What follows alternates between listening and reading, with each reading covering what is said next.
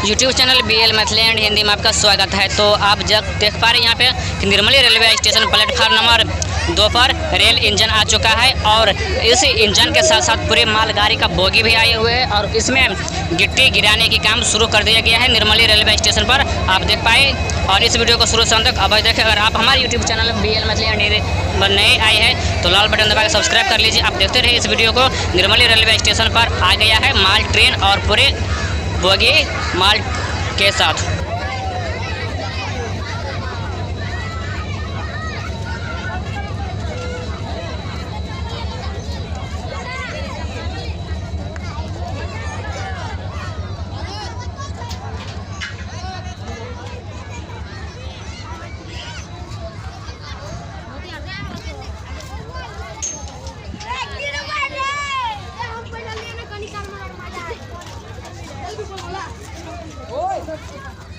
ऊपर में जो इतना चीज करो ऊपर